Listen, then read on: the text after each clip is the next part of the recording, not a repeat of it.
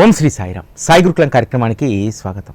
శ్రీ సాయి సచ్చరితకు శ్రీ సాయి బాబాకు భేదం లేదు, రెండూ కూడా ఒకటే.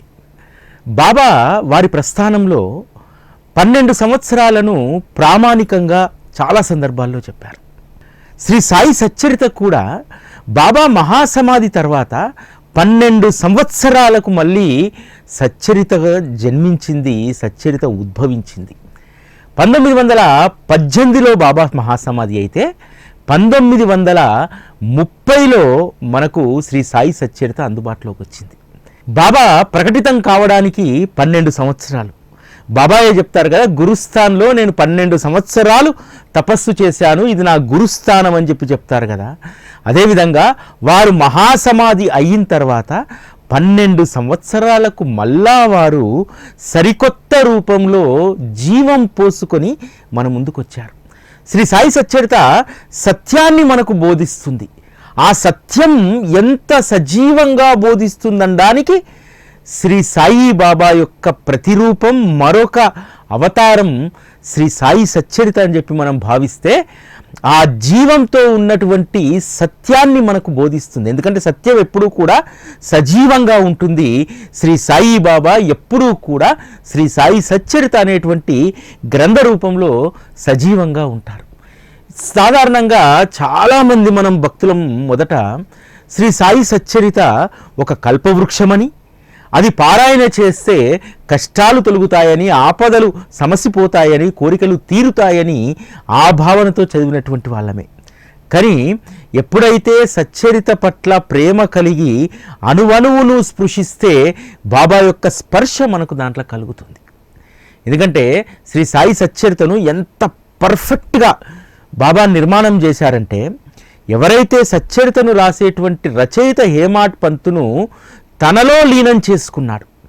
మొదట హేమాడ్ పంతుకు తనకు భేదం లేదనేటువంటి భావన హేమాడ్ పంతుకి ఇచ్చారు.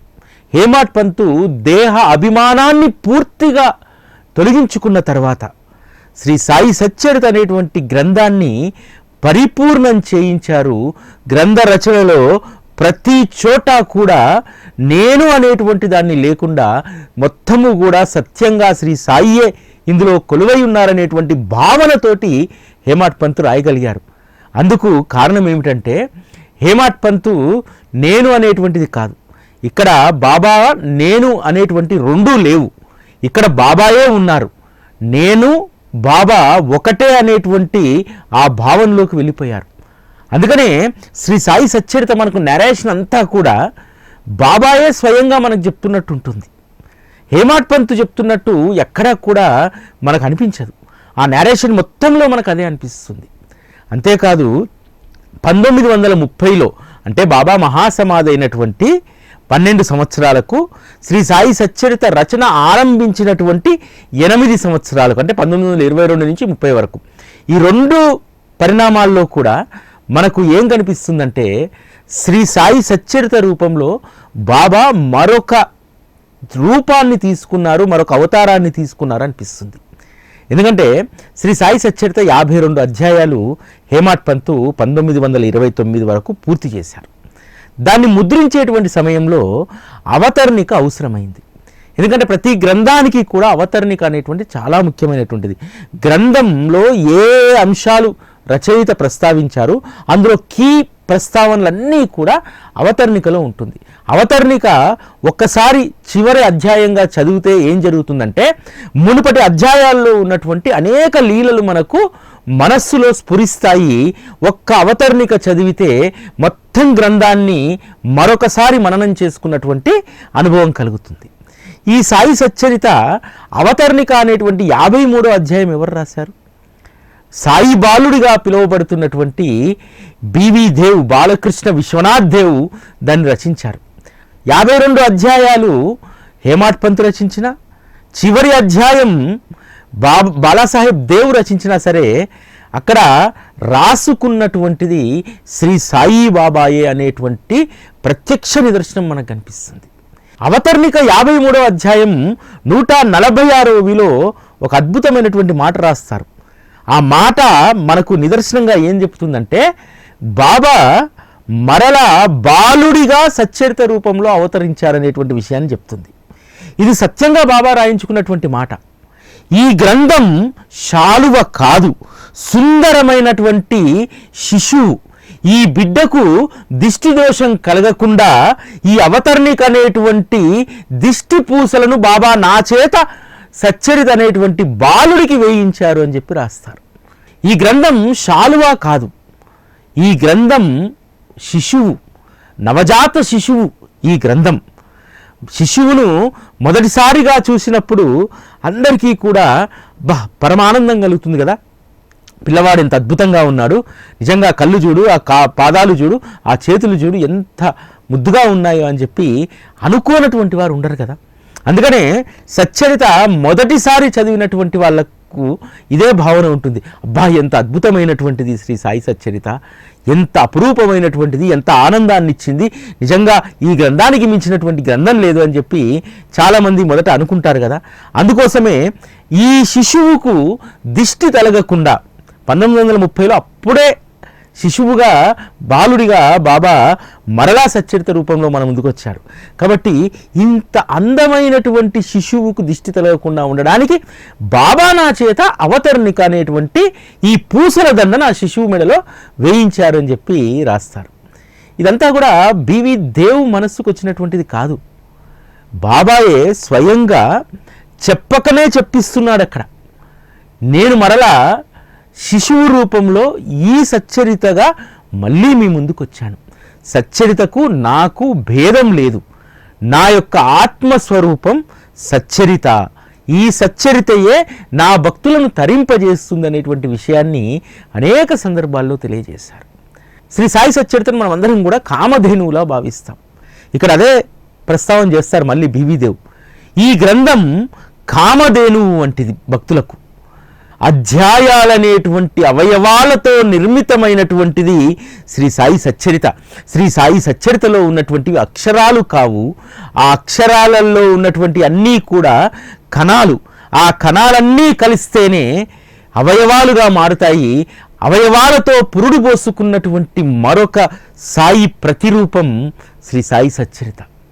53 అధ్యాయాలు శ్రీ సాయి బాబా అనేటువంటి శరీర అవయవాలు.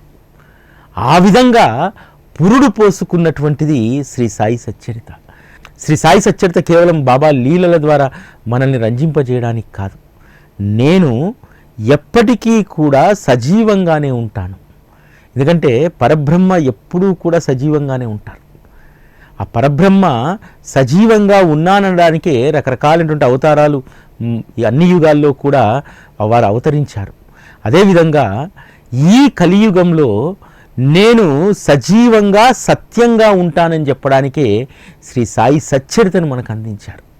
ఈ విధంగా బాబా మరొక అవతారాన్ని, వారి యొక్క అవతార కొనసాగింపు కోసము మరొక శరీరాన్ని వెతుక్కోలేదు, గ్రంథరాజ్యాన్ని వెతుక్కున్నారు. గ్రంథరాజ్యాన్ని వారు ఎంపిక చేసుకున్నారు. ఈరోజు శ్రీ సాయి సచ్చరిత అనేటువంటి గ్రంథరాజ్యం ద్వారా మనందరినీ కూడా అందులోకి తీసుకొని మనల్ని పరిపాలిస్తున్నారు శ్రీ సాయి మహారాజ్. ఎంత అద్భుతమైనటువంటి ఆనందం కలుగుతుందంటే సచ్చరిత గురించి మాట్లాడుతున్నప్పుడు, నిజంగా మన జీవితానికి ఇంత భాగ్యం పట్టిందా, ఇంత అదృష్టవంతులమా అని చెప్పి మనకు అనిపిస్తుంది. బాబాతో మనం కలిసి మాట్లాడతాం, కలిసి మన బాధలను ఆయనతో కలబోసుకుంటాం, కష్టాన్ని సుఖాన్ని అన్నింటినీ ఆయనతో పంచుకుంటాం. దానికి వేదిక శ్రీ సాయి సచ్చరిత. ఇతరత్ర ఎక్కడా కూడా మనం బాబాతో అనుబంధాన్ని, బాబాతో సఖ్యతను, బాబాతో స్నేహాన్ని ఎక్కడా చేయలేం. మీరు తప్పుగా భావించవద్దు, విగ్రహము, ఫోటో ఇవి మాత్రమే మనకు ఓదార్పునిస్తాయని చెప్పి మనం అనుకుంటాం. పూజ లేకపోతే ఇతరత్ర ఇవన్నీ కూడా మనకు ఏదో కైవల్యాన్ని సాధించి పెడతాయి అనుకుంటాం. కానీ భగవంతునితో సంభాషణ అంతకు మించినటువంటి కైవల్యాన్ని సంపాదించి పెడుతుంది. కేవలం నీ మనస్సుకు శాంతిని కలిగించి నిన్ను భగవంతునితో మమేకం చేసేటువంటిది ఒక్క గ్రంథం మాత్రమే. అందుకనే రామాయణ, మహాభారతం లాంటి గ్రంథాలకు అంత విశిష్టత ఉంది. అనాది కాలం నుంచి అనేక యుగాలుగా ఆ గ్రంథాలను సద్భక్తులు పారాయణ చేస్తే వారికి జ్ఞాన వికాసం కలిగింది, వారిలో సద్భావన సత్ప్రవర్తన కలిగింది. అందుకనే బాబా తన అవతార సమాప్తి తర్వాత ఏమిటి అనేటువంటి ప్రశ్న రాకుండా ఉండడానికి శ్రీ సాయి సచ్చరిత అనేటువంటి ఒక అద్వితీయమైనటువంటి వారి స్వరూపాన్ని మనకు అందించారు. ఈ విషయం బాబా అనేక సందర్భాల్లో చెప్పారు. శ్రీ సాయి సచ్చరిత భవిష్యత్తులో మీకు ఏ విధంగా ఉపయోగపడుతుంది, దీని యొక్క వైభవం ఎలా ఉంటుందనేటువంటి విషయాన్ని 27వ అధ్యాయం 16వ ఓవిలో చెప్తారు.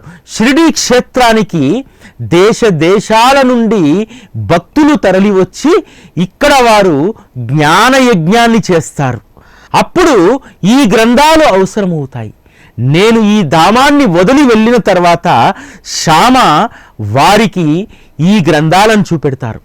ఈ గ్రంథమే నా అవతార సమాప్తి తర్వాత నా ప్రతిరూపంగా నిలుస్తాయి అని అంటారు.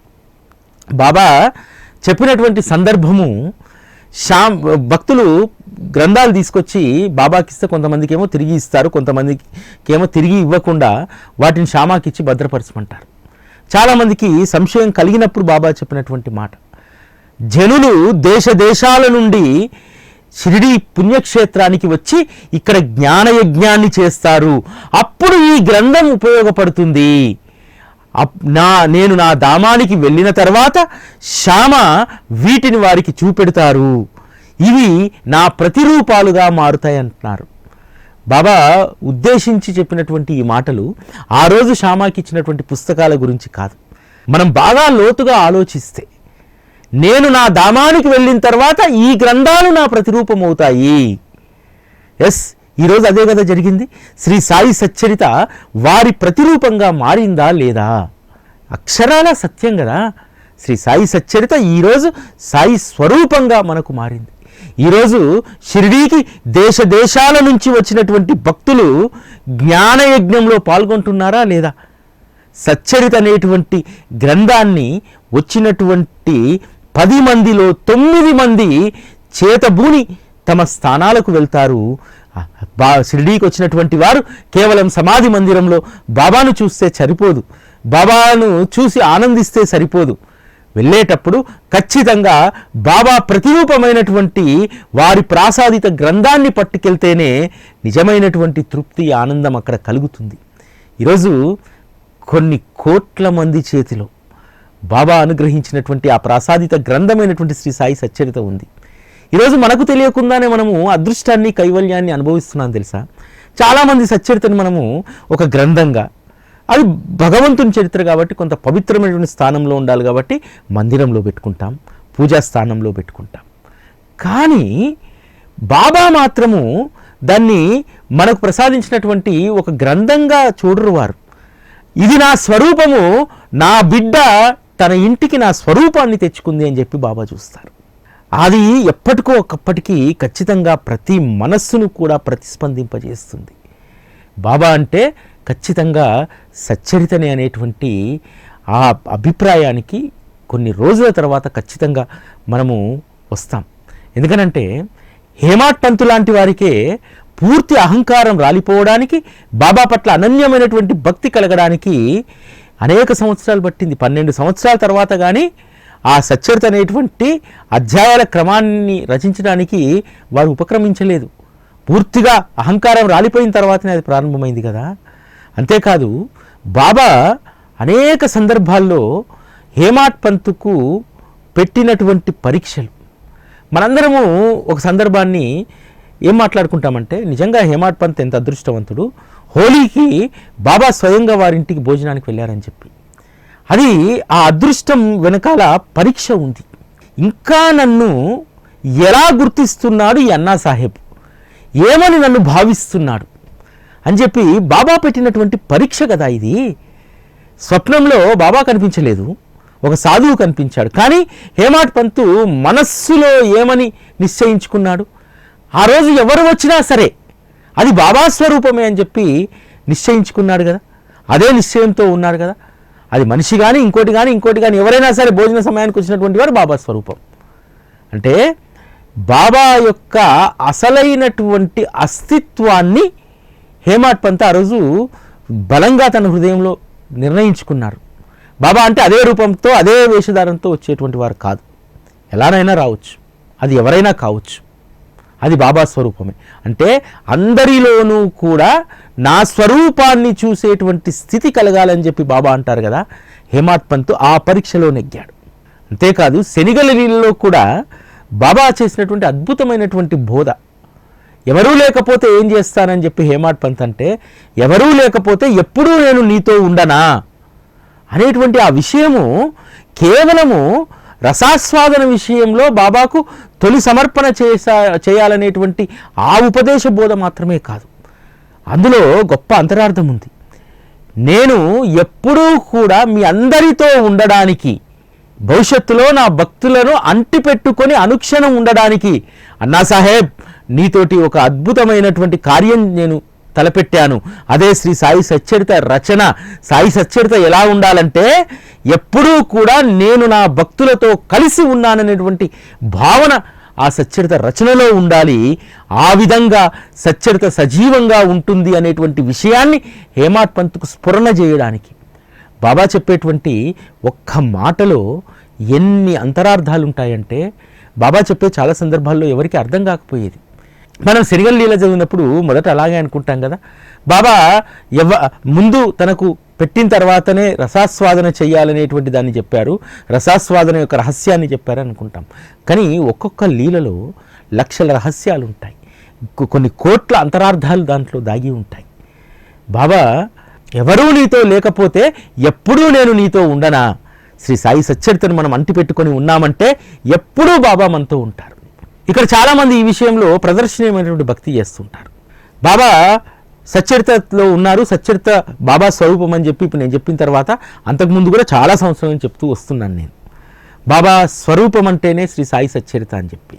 అలా అని చెప్పి సచ్చరితను సంకల పెట్టుకోనో లేకపోతే చేతులు పట్టుకోనో తిరిగితే బాబా నాతో ఉన్నారనేటువంటి భావన కలుగుతుంది అనుకుంటే అది పిచ్చితనమే అవుతుంది. మనసులో ఉండాలి, అది మనస్సులో ఎప్పుడూ కూడా సచ్చరితకు సంబంధించినటువంటి లీలల స్మరణ జరుగుతూ ఉంటే. సచ్చరిత అలాగని చెప్పి మనం గ్రంథానికి పరిమితం చేయకూడదు. ఎప్పుడూ గ్రంథం మన చేతిలో ఉండకపోవచ్చు, కానీ అందులో ఉన్నటువంటి లీలలు బాబా బోధన ఎప్పుడూ మన మనస్సులో మననం జరుగుతూ ఉంటే బాబా సజీవంగా మనలోనే ఉన్నట్టు అని చెప్పి మనం భావించాలి. మనతోనే ఉంటారు. హేమాడ్ పంత్కి చెప్పినట్టు ఎవరూ లేకపోతే నేను లేనా అన్నట్టు, ఎవ్వరూ ఈ ప్రపంచంలో నీతో లేకపోయినా శ్రీ సాయి సచ్చరిత మననం శ్రవణం ఉంటే ఆయన మనతో ఉన్నట్టే. బాబా వారి శరీరాన్ని వదిలిన తర్వాత ఆ తర్వాత ప్రస్థానానికి ఏది మూలమవుతుందనేటువంటి విషయాలు అనేక సందర్భాల్లో హేమాడ్ పంత్ రాస్తారు.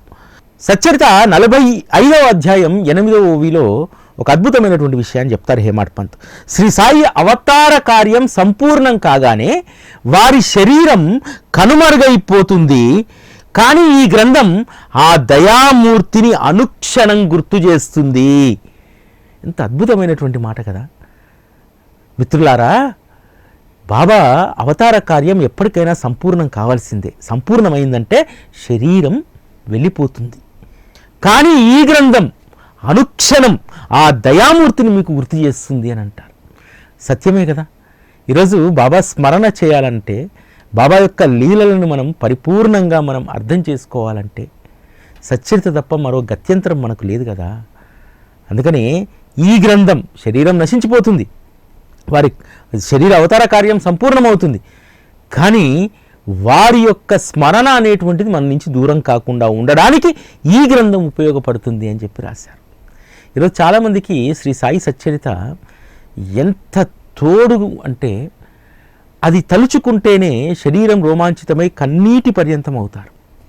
అందులో బాబా చెప్పినటువంటి ఒక్కొక్క మాట 3వ అధ్యాయంలో హేమాడ్ పంత్కు కథారచనకు అనుమతిస్తూ బాబా చెప్పినటువంటి మాట, ఎవరైతే నా లీలలు రచిస్తారో వారికి అజ్ఞాన దోషం తొలగిపోతుంది, నా కథలను భక్తితో శ్రవణం చేస్తే వారు ప్రపంచ బంధనాల నుంచి భయాల నుంచి విముక్తులవుతారు, ప్రపంచ భయాలు వారికి తొలగిపోతాయి అని చెప్పి రాస్తారు.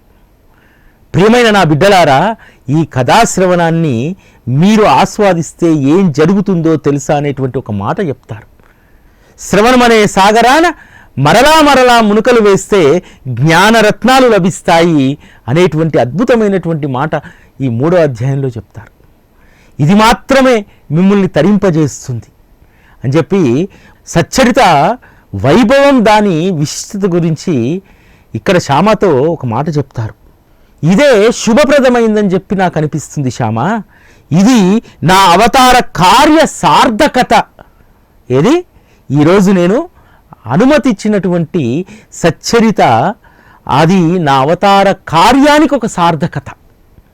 అంతే కదా, భగవంతుడి యొక్క అవతార కార్యానికి ఒక సార్థకత ఉండాలి. బాబా శరీరంతో వచ్చారు, అనేక మందిని ఉద్ధరించారు, అనేక లీలలు వారు చేశారు, అనేక అనుభవాలను భక్తులకు ఇచ్చారు. అంతటితో అయిపోతుందా? అవతారానికి సార్థకత ఉండాలి. ఆ సార్థకతయే ఈ గ్రంథం. నా అవతారాన్ని సార్థకం చేసుకోవడానికి నేను ఈ గ్రంథ రచనకు అనుమతిస్తున్నాను శ్యామా అని చెప్పి బాబా చెప్తారు. నిజంగా సచ్చరిత ఎంత విలువైనటువంటిది, దానికి ఎంత గొప్ప స్థానం శ్రీ సాయిబాబా ఇచ్చారనడానికి ఈ యొక్క వాక్యాలు నిదర్శనం. ఈ సందర్భంలో మరొక మాట అంటారు, శ్యామా ఇదే నా తపన, దీని గురించే నా చింతన, ఎప్పుడూ కూడా నేను చెప్పేది ఈ ఒక్కదాని గురించే శ్యామా అని చెప్పి సచ్చరితను ఉద్దేశించి బాబా అంటారు. అంటే దానికి ఎంత ప్రాధాన్యత ఇచ్చారు. ఈ శరీరం ఎప్పటికో ఒకసారి వదిలిపోవలసినటువంటి వాణ్ణి, మరలా శరీరాన్ని తీసుకోవడం అసంభవం ఈ కలియుగంలో. అందుకనే నా ఆత్మను నిక్షిప్తం చేసి నేనే సచ్చరితగా, సచ్చరితయే నేనుగా మారేటువంటి ఒక పవిత్రమైనటువంటి అవతారం శ్రీ సాయి సచ్చరిత గ్రంథరాజ్యం అనేటువంటి విషయాన్ని చాలా సందర్భాల్లో బాబా చెప్తారు. సచ్చరితను మనము చదువుతూ వెళ్ళిపోతాం, కానీ సచ్చరిత ద్వారా మనకి ఏమి ఇవ్వదలుచుకున్నాడు బాబా. బాబా ఒకే ఒక మాట చెప్తారు, నా కోసం మనోప్రాణాలను అంకితం చేసే భక్తులకు ఈ కథాశ్రవణంలో ఆనందం కలగడం సహజం. అంతే కదా, సాయే మన సర్వస్వం అని భావించినప్పుడు, సాయికి మించినటువంటి వారు నా జీవితంలో లేరని చెప్పి భావించినటువంటి వారికి ఈ కథాశ్రవణంలో ఆనందం లభించక మనేం లభిస్తుంది? వారికి వారి జీవితాల్లో ఆనందం శాశ్వతంగా నిలిచిపోతుంది, దుఃఖం అనేటువంటిది ఉండదు. హేమాడ్ పంత్ చెప్తారు కదా, ఈ సత్పురుషుని యొక్క చరణాలను ఆశ్రయించి వారి కథాశ్రవణం చేసేటువంటి వారికి కష్టాలు సుఖాలుగా మారిపోతాయి. అదే విషయాన్ని వారు ముఖతా చెప్పడం జరిగింది కదా. ఎవరైతే నా కోసం మనోప్రాణాలను అంకితం చేస్తారో వారికి ఈ కథాశ్రవణంలో ఆనందం కలగడం అత్యంత సహజం, న్యాచురల్గా జరిగిపోతుంది. దానికి ఏ తపస్సు, ఏ సాధన అవసరం లేదు అనేటువంటి విషయాన్ని బాబా ఇక్కడ చెప్పారు. హేమాడ్ పంత్ యొక్క శరీర అభిమానం పూర్తిగా తొలగిపోయిన తర్వాత, ఈ పని చేస్తున్నటువంటిది నేను కాదు అనేటువంటి అహంభావం పూర్తిగా రాలిపోయిన తర్వాత ఒక మాట రాసుకుంటారు హేమాడ్ పంత్, ఈ సత్పురుషుని యొక్క కథా రచనలో కాసేపైనా విశ్రాంతి తీసుకుందామని చెప్పి నడుము వాలిస్తే మరుక్షణం మరొక లీల గుర్తు చేసి మళ్ళీ పనికి పురమాయిస్తారు. అంటే ఎంత అటెన్షన్, ఎంతగా బాబా సచ్చరిత రచన కోసం పరితపించారు. నేను మహాసమాధి అయినటువంటి 12 ఏళ్లకు మళ్ళీ నేను సచ్చరిత రూపంలో రావాలి, సచ్చరిత జయంతి అని చెప్పి మనం చేస్తున్నాం. నిజంగా సచ్చరిత జయంతి అంటే బాబా మరలా ఒక రూపం తీసుకుని వచ్చినటువంటి అద్వితీయమైనటువంటి సందర్భం నవంబర్ 26. గత 10 సంవత్సరాలుగా మనం నవంబర్ 26ను శ్రీ సాయి సచ్చరిత జయంతిగా, హేమాడ్ పంత్ ప్రేమోత్సవంగా మనం చేస్తూ ఉన్నాం. దీనిని ఎంతమంది పట్టుకున్నటువంటి వారు అదృష్టవంతులు. ఎందుకంటే బాబా మార్గంలో ప్రతి సందర్భం కూడా అపురూపమైనటువంటిది. తెలుగు సచ్చరిత మే 19వ తేదీ పురుడు పోసుకుంటే మరాఠా మూల గ్రంథం, అది లేకపోతే ఏ భాషలో గ్రంథం అనేటువంటిది లేదు. బాబా దానికి ఎంత అథెంటిక్ ముద్ర వేశారు అనేటువంటి దానికి ఒక నిదర్శనం. బాబా శ్రీ సాయి సచ్చరితకు ఎంత బలమైనటువంటి తనదైనటువంటి ముద్ర వేశారంటే, ఓవి గ్రంథము మరాఠాలో కానీ ఇతర భాషల్లో కానీ చాలామంది రకరకాలుగా రాసినటువంటి వాళ్ళు ఉండవచ్చు, కానీ ఏ గ్రంథము కూడా శోభించలేదు. హేమాడ్ పంత్ రచించినటువంటి గ్రంథం, దానిని మూలంగా చేసుకొని ప్రచురితమైనటువంటి గ్రంథాలు తెలుగులో శ్రీ కుమారి మనమ్మ గారు రాసినటువంటిది, సంక్షిప్త సచ్చరిత పత్యనారాయణరావు గారు రాసినటువంటిది. ఇవి మాత్రమే శోభించాయి కదా. అనేక మంది మిగతా రాసి ఉండవచ్చు, వాటిని నేను అగౌరవపరచను. కానీ బాబా ప్రాసాదిత గ్రంథమైనటువంటి దాని సారాన్ని ఎవరైతే ఉన్నది ఉన్నట్టుగా రాశారో అవే ఈరోజు ప్రకాశవంతమయ్యాయి. శ్రీ సాయి సచ్చరితకు మరొకసారి ధన్యవాదాలు, కృతజ్ఞతలు తెలియజేసుకుంటూ ఓం శ్రీ సాయిరాం.